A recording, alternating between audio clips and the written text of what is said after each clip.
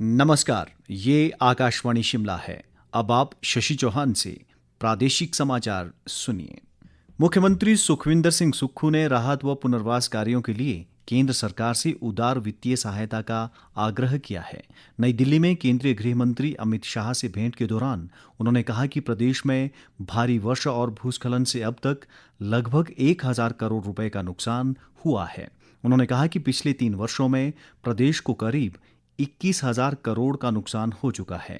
मुख्यमंत्री ने कहा कि गृह मंत्री ने केंद्रीय टीम के निरीक्षण के बाद हर संभव सहायता प्रदान करने का आश्वासन दिया है। गृह मंत्री जी ने हमें कहा कि मैं आने वाले समय खुद भी हिमाचल प्रदेश का दौरा करूंगा और निश्चित तौर पर ये जो डिजास्टर हो रहा है, उन्होंने अपने कंसर्न सेक्रेटरी को ये बोला कि जो क्लाउड बस्टिंग हो रही है, इस सब की एक स्टडी करवाने की जरूरत है और क्लाइमेट चेंज के जो प्रभाव पड़ रहे हैं हिमाचल प्रदेश छोटे से राज्य में, तो उस दृष्टिकोण से उसको दिखाने की जरूरत है। तो ये केंद्रीय टीम जल्दी ही हिमाचल प्रदेश के दौरे पर जाएगी, जो अध्ययन करेगी, क्लाउड बस्टिंग का भी अध्ययन करेगी और जो डिजास्टर से जो नुकसान हुआ उसका भी अध्ययन करेगी और उसके बाद एक स्पेशल रिलीफ पैकेज की मैंने बात की है। तो माननीय गृह मंत्री ने कहा कि हमारी केंद्रीय टीम आकर जब हमें रिपोर्ट देगी उसके बाद हम आगे की कार्रवाई करेंगे। सर्वोच्च न्यायालय ने राजनीतिक दलों द्वारा वोट हासिल करने के लिए क्षेत्रवाद और धर्म के इस्तेमाल पर चिंता व्यक्त की है। शीर्ष न्यायालय ने कहा कि ये प्रवृत्ति खतरनाक है क्योंकि इससे समाज में सांप्रदायिक भेदभाव को बढ़ावा मिलता है। अदालत ने स्पष्ट किया कि इससे देश की एकता और अखंडता के लिए भी खतरा उत्पन्न होता है। सामान्य रूप से धर्म को बढ़ावा देना गैर कानूनी नहीं है, लेकिन इसके या जाति के आधार पर वोट मांगना चुनावी विधानों का उल्लंघन है, जिसके आधार पर पार्टी को अयोग्य घोषित किया जा सकता है। भारतीय विशिष्ट पहचान प्राधिकरण ने अभिभावकों से 7 वर्ष की आयु से अधिक के बच्चों का बायोमेट्रिक आधार अपडेट करने को कहा है। इलेक्ट्रॉनिकी और सूचना प्रौद्योगिकी मंत्रालय ने कहा है कि वर्तमान दिशा निर्देशों के अनुसार 5 वर्ष से कम आयु के बच्चों के लिए उंगली की छाप और आईरिस स्कैन की आवश्यकता नहीं है। मंत्रालय ने कहा कि 5 वर्ष का होने पर इन बच्चों की बायोमेट्रिक्स अद्यतन की जानी चाहिए। 5 से 7 वर्ष की आयु के बीच बायोमेट्रिक्स अद्यतन की प्रक्रिया निःशुल्क होगी। मौजूदा नियमों के अनुसार 7 वर्ष की आयु होने के बाद भी अद्यतन न कराए जाने पर आधार निष्क्रिय किया जा सकता है। प्राधिकरण ने इस संदर्भ में ऐसे बच्चों के आधार से पंजीकृत मोबाइल नंबर पर अनिवार्य रूप से बायोमेट्रिक अद्यतन कराने संबंधी संदेश भेजना शुरू कर दिया है।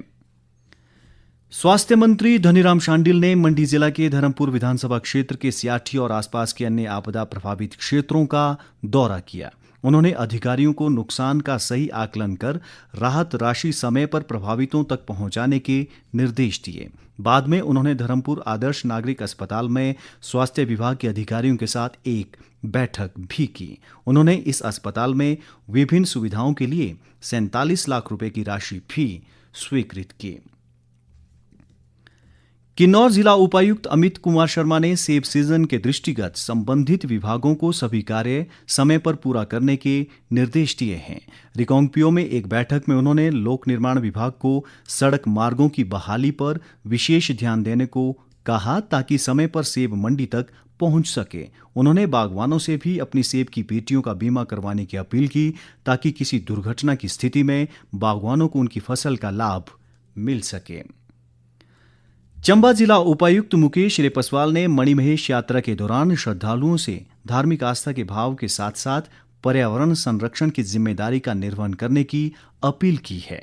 स्वच्छ मणिमहेश अभियान का शुभारंभ करते हुए उन्होंने श्रद्धालुओं से यात्रा मार्ग पर स्वच्छता बनाए रखने में प्रशासन का सहयोग करने का आग्रह भी किया। प्रदेश में मानसून की वर्षा का दौर लगातार जारी है और कई स्थानों पर भूस्खलन से जनजीवन प्रभावित हुआ है। मौसम विभाग ने प्रदेश के कई हिस्सों में 22 जुलाई तक भारी वर्षा की चेतावनी दी है। विभाग के पूर्वानुमान के अनुसार 16 से 20 जुलाई तक भारी वर्षा का येलो अलर्ट और 21 व 22 जुलाई के लिए भारी से बहुत भारी वर्षा का ऑरेंज अलर्ट जारी किया गया है। राजधानी शिमला सहित कई जिलों में आज सुबह से रुक रुक कर बारिश हो रही है, जबकि सिरमौर में मंगलवार रात भारी बारिश हुई। इसी के साथ ये समाचार बुलेटिन समाप्त हुआ। हमारा अगला बुलेटिन आप सुन सकते हैं दोपहर बाद 3 बजे। नमस्कार।